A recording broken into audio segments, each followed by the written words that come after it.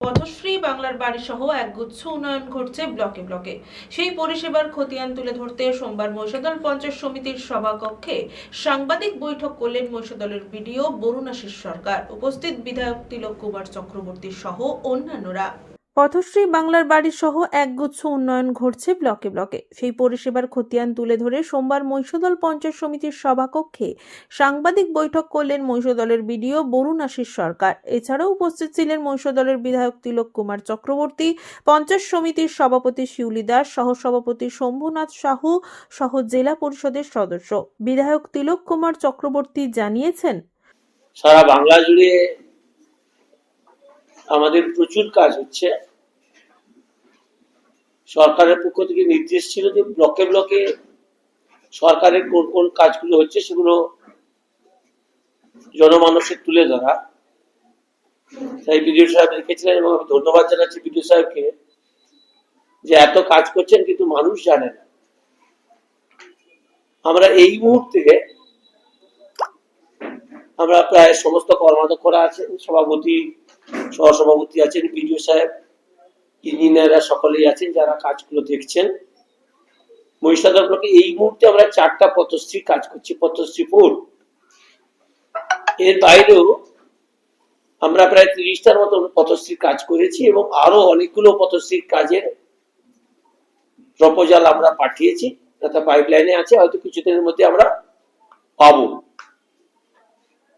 এবং এটা জেনে রাখুন, এটা হচ্ছে সারা রাজ্য জুড়ে 20,000 কিলোমিটার এই পথশ্রীর কাজ হচ্ছে। তার মধ্যে মহিষাদল ব্লকও কিন্তু বেশ ভালো পরিমাণ অর্থ পেয়েছে পথশ্রী প্রকল্পের পক্ষ থেকে এবং এটা রাজ্য সরকারের সম্পূর্ণ টাকা। এখানে অন্য কোনো কেন্দ্রীয় সরকারের কোনো টাকা ভাগ নেই, এটার একটা টাকাও কেন্দ্রীয় সরকারের নেই, পুরো রাজ্য সরকারের টাকা।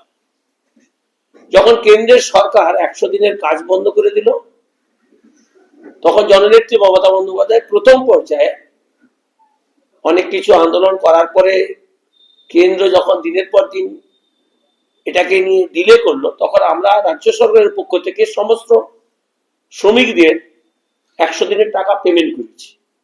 একইভাবে কেন্দ্র সরকার কথা দিল প্রথম পর্যায়ে 12 লক্ষ মানুষকে পশ্চিমবাংলায় ঘর দেওয়া হবে, 8,000 কোটি টাকা কেন্দ্র দেবেন, 5,000 কোটি টাকা রাজ্য দেবে। কিন্তু পরবর্তী সময়ে যে কারণেই হোক সেই টাকা বন্ধ করে দেয় এবং পরবর্তী সময়ে রাজ্য সরকার সম্পূর্ণ টাকা দিয়ে প্রথম পর্যায়ে 12 লক্ষ, তার মধ্যে আমরা প্রায় 1200 ঘর মহিষাদল ব্লকে করেছি। আর এখনো আবার 16,34,000 ঘরের টাকা আমরা রাজ্য সরকার থেকে ছাড়ছি, সেটা হচ্ছে সম্পূর্ণ রাজ্য সরকারের টাকা। তার মধ্যে মহিষাদল ব্লকেও প্রায় 1800 বেনিফিশিয়ারি এই ঘরের টাকা পেতে চলেছে। এটা ইতিমধ্যে তদন্ত হয়ে গেছে, সেগুলো আমরা ছাড়ব। এবং আপনারা জানেন যে আমাদের বাড়ি আমাদের সমাধান, আমাদের পাড়া আমাদের সমাধান, এটা নিয়ে বিরোধীরা অনেক কুৎসা প্রচার করেছে। ও কাজ হবে না, ও ধপ, ওটা আপনারা বিশ্বাস করবেন না। আমরা ক্যাম্প করেছি, প্রত্যেকটা ক্যাম্পে প্রচুর মানুষের উপস্থিতি, প্রচুর সমর্থন পেয়েছি।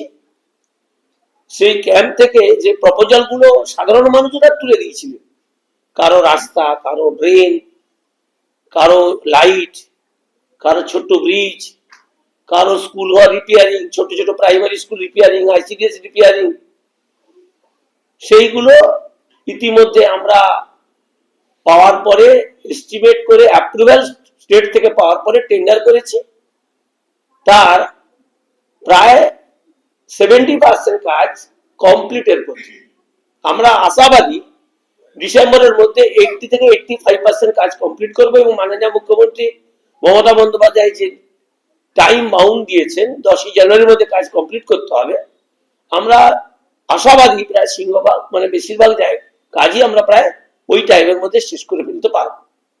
ইতিমধ্যে প্রায় 17.5 কোটি টাকা মহিষাদল ব্লক পেয়েছে। শুধু মহিষাদল ব্লক 17.5 কোটি টাকা পেয়েছে এবং পুরো টাকাই আমরা পেয়েছি।